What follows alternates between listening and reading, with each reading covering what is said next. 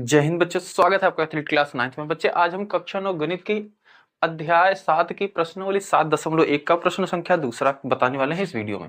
ठीक है, प्रश्न संख्या दूसरा दिया गया है A B C D.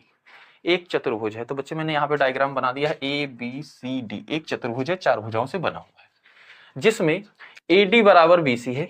A D यानी कि ये वाली भुजा बराबर किसके है? बी सी, यानी कि ये रही बी सी, इसके बराबर है। ये दोनों भुजाएं क्या है? बराबर है। कोण डी ए बी यानी कि ये वाला कोण, इस वाली भुजा और इस वाली भुजा के बीच में ये जो झुकाव है, ये कोण बराबर है सी बी ए यानी इस वाले कोण के बराबर। यानी कि ये वाला कोण जो पूरा है ना, ये दोनों बराबर है। सिद्ध कीजिए कि इसमें तीन पार्ट दिए गए हैं, तीन भाग दिए गए। पहला कह रहा है कि त्रिभुज ए बी डी यानी कि ये वाला त्रिभुज ऊपर वाला, ये साइड वाला दिख रहा है, ये वाला त्रिभुज बराबर सर्वांगसम सिद्ध करना बी ए सी यानी कि इस वाले त्रिभुज के। ठीक है, ध्यान से समझना, ये वाला त्रिभुज इस वाले त्रिभुज के सर्वांगसम, कुछ मिला के ऐसे बन जा रहा है। एक त्रिभुज आपका ऐसे ऊपर की साइड बन रहा है और इसी से जुड़ा हुआ एक त्रिभुज आपका ऐसे नीचे की साइड बन रहा है। ठीक है, तो ये वाला त्रिभुज इस वाले त्रिभुज के सर्वांगसम सिद्ध करना है, ऐसे बन रहा है डायग्राम। हाँ ठीक है, अब देखो सर्वांगसम सिद्ध करने के लिए तीन चीजें आपको चाहिए, कोई तीन चीजें हम इसमें सिद्ध करेंगे बराबर। तो देखो ऊपर वाले त्रिभुज में, ठीक है, और इस वाले त्रिभुज में देखो क्या चीजें बराबर है।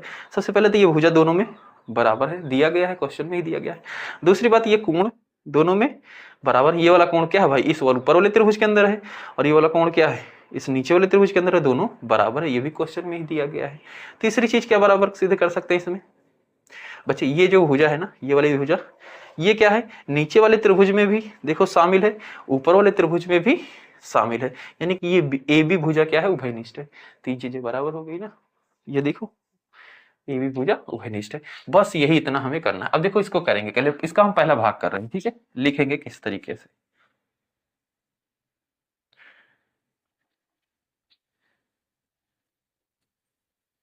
हल, ठीक है, इसमें सबसे पहले जिसके बारे में बात हो रही है उसके बारे में लिखा जाता है। तो त्रिभुज किसके बारे में बात हो रही है? त्रिभुज ए बी डी और त्रिभुज बी ए सी में हम इसी में बात कर रहे हैं। ठीक है, यानी कि ए बी डी ऊपर वाले में, बी सी डी इसमें, ठीक है, या बी ए सी ऊपर वाला त्रिभुज और ये वाला त्रिभुज, इसके बारे में बात कर रहे हैं। इसमें सबसे पहली चीज क्या? ये वाली भुजा इसके बराबर बता दो भाई। ठीक है, भुजा कौन सी है? ए डी बराबर बी सी। ठीक है, ये हमें कैसे पता चला बराबर है? ये भाई क्वेश्चन में दिया है, ये सीधा सीधा क्वेश्चन में दिया गया, एडी बराबर बीसी दिया है। ठीक है, दूसरी चीज, ये कोण बता दो, ये कोण बराबर इसके, इस कोण का क्या नाम है? क्वेश्चन में दिया गया डी ए बी। ये देखो डी ए बी, कोण डी ए बी बराबर कोण सी बी ए, ये भी बराबर है। ठीक है, और ये भी हमें कैसे पता चला? ये प्रश्न में दिया है, ये दोनों बराबर ये दिया गया है। तीसरी चीज क्या? ये वाली भुजा इसके बराबर है। क्यों है? क्योंकि ये दोनों त्रिभुजों के लिए कॉमन है, उभयनिष्ठ है। उभयनिष्ठ चीजें बराबर होती है, दोनों त्रिभुजों में यूज हो रही है भाई। इसी भुजा के ऊपर ये वाला त्रिभुज भी होना है, ऊपर वाले इसी भुजा के ऊपर ये वाला भी होना है, तो ये भुजा दोनों में यूज हो रही है, दोनों के लिए बराबर ही है। ठीक है, तो ए बी बराबर ए बी, और ये क्या है? उभयनिष्ठ है, उभयनिष्ठ भुजा है। और उभयनिष्ठ भुजा क्या होती है? बराबर होती है, ऐसा लिख सकते हैं, आपको पता होना चाहिए। ठीक है, उभयनिष्ठ भुजा है। ठीक है, और ये दोनों बराबर होती है। ये हो गया यहाँ तक। ठीक है, तो हमने तीन चीजें इसकी सिद्ध कर दी हैं बराबर। क्या? दो भुजाएं और एक कोण। अब देखो कहाँ कहाँ पे है त्रिभुज के, किस किस पोजीशन पे है जो चीजें हमने सिद्ध की हैं। तो बच्चे ये वाली साइड थी, ऊपर वाले त्रिभुज की बात कर रहा हूँ, ए बी डी में ये वाली भुजा थी और ये वाली भुजा थी, हमने सिद्ध की है बराबर। ठीक है, इस वाले त्रिभुज नीचे वाले त्रिभुज में, और बीच का कोण है। इस भुजा के बीच में जब कोण होता है तो उसको कौन सा सर्वांश हम कहते हैं? S A S. अतः अतः अतः त्रिभुज ए बी डी सर्वांशम है त्रिभुज बी ए सी। किससे? एस ए एस सर्वांगसम नियम से, ठीक है, नियम से, इस नियम से क्या है, ये दोनों सर्वांग सब सिद्ध हो गए। ठीक है, तो ये तो हमारा पहला पार्ट यहाँ तक कंप्लीट हुआ। इतना ही आपको करना है बस इसमें। ठीक है, पहले वाले पार्ट में ए बी डी सर्वांग सब ये हमारा सिद्ध हो गया। इसको नोट कर लो, स्क्रीनशॉट ले लो। ठीक है, अच्छा अब हम आ जाते हैं बच्चे इसके सेकंड वाले पार्ट पे।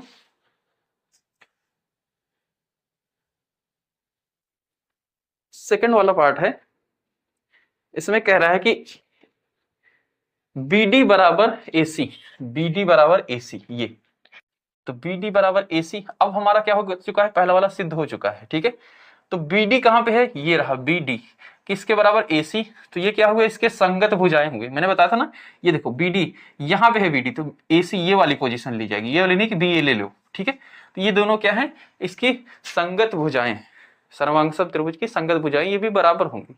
ठीक है, तो यहां पे लिख देंगे हल में, सेकंड वाले के हल में BD बराबर AC, ब्रैकेट में लिखेंगे सर्वांगसम त्रिभुज की संगत भुजाएं बराबर होती हैं, बराबर होती है। ठीक है, ये लिख देंगे और ये हमारा सेकंड वाला पार्ट भी हो गया। ठीक है, इसी तरीके से बच्चे दिया गया है कोण। ठीक है, ये कोण दिया गया, कोण ABD, ABD यानी कि ऊपर वाले त्रिभुज का ये वाला कोण, ये वाला इतना कोण। ठीक है, यहां से बताएं तो ये इतना कोण, इस वाले ऊपर वाले त्रिभुज में इतना कोण बराबर BAC, BAC यानी कि ये वाला कोण, सिर्फ इतना इतना कोण, यानी कि ये वाला कोण, ये दोनों क्या होंगे भाई, तो ये दोनों भी बच्चे बराबर होंगे। ठीक है, क्यों होंगे, आप यहां से देख सकते हो सर्वांगसम से, जिस कोण की बात हो रही है B बीच में है ना, तो देखो यहाँ पे B बीच में है। ठीक है, और उधर क्या है, A बीच में है, तो यहाँ पे देखो A बीच में है, तो यानी कि कोण ABD बराबर कोण होगा BAC। क्यों होगा, सर्वांगसम त्रिभुज की संगत कोण बराबर होते हैं, ये लिखेंगे। ठीक है, तो मैं उसका हल यहाँ पे लिख दे रहा हूं थर्ड वाले का। ठीक है, कि कोण ABD बराबर कोण BAC, और इसी को बच्चे अगर मैं इस त्रिभुज को सर्वांगसम सिद्ध हो गया, इसको ऐसे उठाऊं और नीचे वाले ऊपर वाले ये वाले त्रिभुज को उठाऊं और इसी के ऊपर रख दूं ना, इसी के ऊपर रख दूंगा, तो ये वाला कोण बच्चे इस वाले त्रिभुज के इसके ऊपर आ जाएगा ना, और जो एक दूसरे के ऊपर आता है वो संगत बराबर होती है। ठीक है, और ये वाली भुजा कहाँ चली जाएगी, ऊपर चली जाएगी, और ये वाली भुजा, ये सबसे बड़ी भुजा नीचे वाली की इसके ऊपर आ जाएगी, ऐसे उठा के रख देंगे, तभी एक दूसरे को ऊपर नीचे से ना देखा जा सके ना, तो ये वाला कोण इसी के ऊपर आ जाएगा ना, और ये बराबर ही होगा। तो ये लिखेंगे सर्वांगसम त्रिभुज की संगत कोण बराबर होते हैं। ठीक है, सर्वांगसम त्रिभुज के संगत कोण बराबर होते हैं, तो ये इसका जवाब हो जाएगा बच्चे। ठीक है, उम्मीद है आपको तीनों इसके भाग मैंने समझाया, समझ में आया होगा। मिलते वाले हैं इस वीडियो में। तीसरा प्रश्न दिया गया है, कह रहा है कि एक रेखाखंड AB पर, एक रेखाखंड AB पर AD और BC दो बराबर लंब रेखाखंड है। ठीक है, AB ये है, AB पर दो लंब है, कौन से, ये रहा BC और ये रहा AD। ठीक है, लंब मतलब 90 अंश का कोण बनाते हुए जा रहे हैं, और दोनों क्या है, बराबर है, तो ये वाली भुजा BC बराबर हो जाएगी AD, ये डायग्राम में दिया गया है। ठीक है, और क्या है, लंब है, मतलब यहाँ पे 90 अंश का कोण बन रहा है, यहाँ पे भी 90 अंश का कोण बन रहा है। ठीक है, दर्शाइए कि CD रेखाखंड AB को समद्विभाजित करता है। ये रहो CD किसको, AB मतलब इस वाली रेखा को CD रेखाखंड क्या कर रहा है, समद्विभाजित मतलब दो बराबर भागों में बांट रहा है, ये दर्शाना है, ये दिखाना है।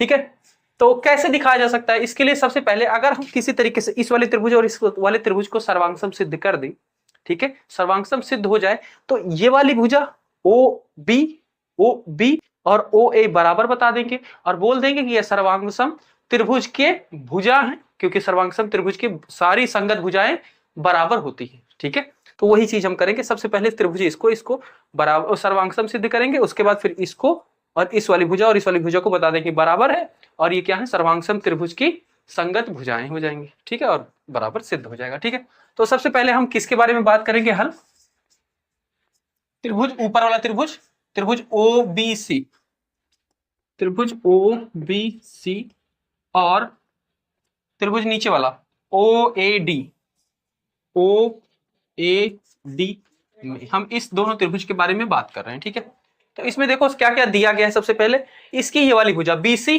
बराबर AD दी गई है। ठीक है, BC बराबर AD, ठीक है, और ये बताया गया ये दोनों क्या है?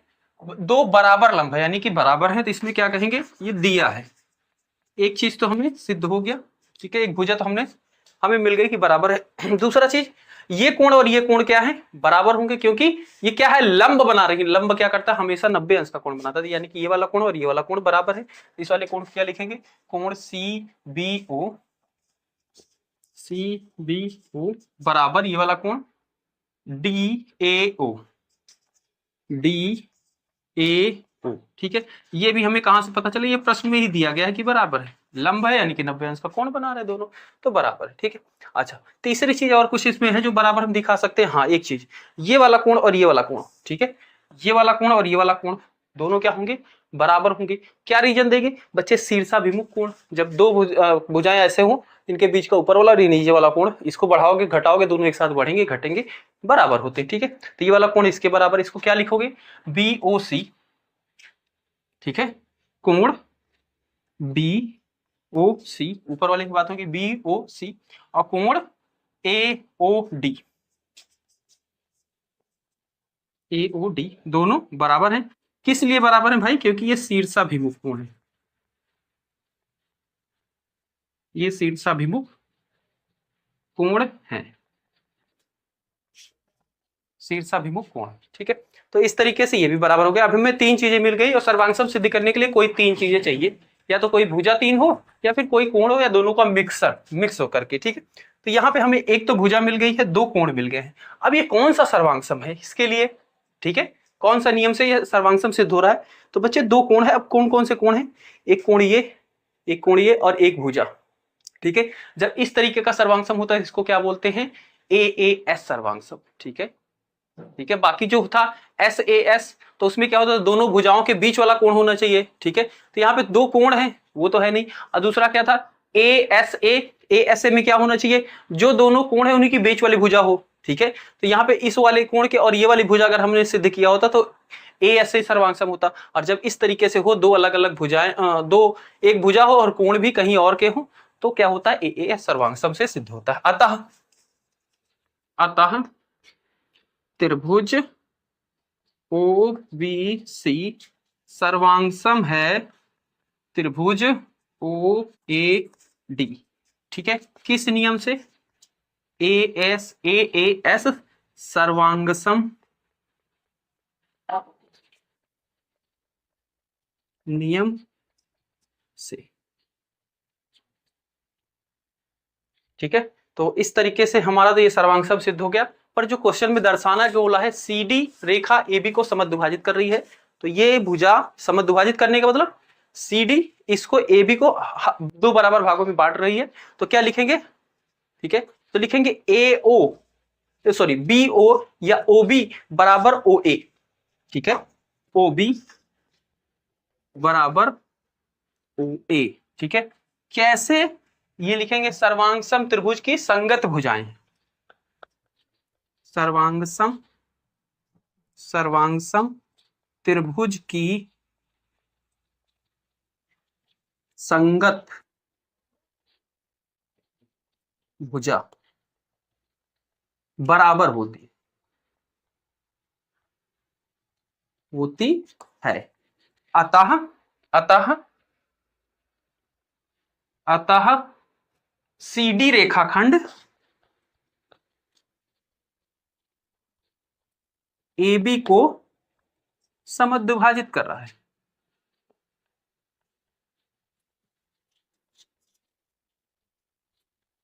करता है, ठीक है, समद्विभाजित करता है, क्योंकि दोनों बराबर है। समद्विभाजित मतलब दोनों बराबर हो जाए, बराबर भागों में पड़ जाए, नहीं कि बराबर हो जाए। तो इस तरीके से हम आपका तीसरा प्रश्न को करेंगे। ठीक है, उम्मीद है। और M दो समांतर रेखाएं हैं, एल और एम क्या है, ये रही एल, ये रही एम, समांतर रेखाएं हैं जिन्हें समांतर रेखाओं पी और क्यू का एक अन्य युग्म प्रच्छेद करता है। पी और क्यू का ये एक और युग्म है जो इन्हें क्या कर रहा है, प्रच्छेद कर रहा है। एल और एम ये समांतर रेखाएं, पी क्यू ये है, दोनों एक दूसरे को प्रच्छेद कर रही है, करता है। देखिए आखिरी 7.19, तो मैंने बच्चे पहले से ही बना दिया 7.19 आकृति है पे, ठीक है। दर्शाइए कि त्रिभुज ए बी सी यानी कि ये वाला त्रिभुज, ठीक है, सर्वांगसम त्रिभुज सी डी ए यानी कि ये वाले त्रिभुज, ये वाला त्रिभुज और ये वाला त्रिभुज सर्वांगसम दिखाना है, ठीक है। तो इसके लिए क्या करना पड़ेगा बच्चे, इस त्रिभुज में और इस त्रिभुज में कोई 3 चीजें हमें समान दिखाना पड़ेगा, ठीक है।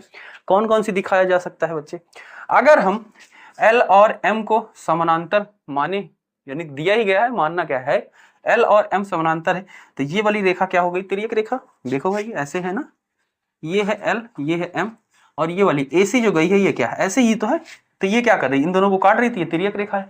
और जब बच्चे ऐसी कंडीशन होती है तो ये वाला कोण बराबर होता है ना, ये और ये कोण बराबर होता है। क्या बोलते हैं इसको, एकांतर अंतःकोण, ठीक है, एकांतर अंतःकोण, यानी कि ये वाला कोण और ये वाला कोण बराबर होगा, ठीक है। एक चीज तो ये हो गई। दूसरी चीज क्या हम सिद्ध कर सकते हैं, इस वाले त्रिभुज इस वाले त्रिभुज में बराबर, ये बीच वाली भुजा जो है AC, ये भी दोनों में उभयनिष्ठ है, यानी कि ये भी बराबर है, ठीक है।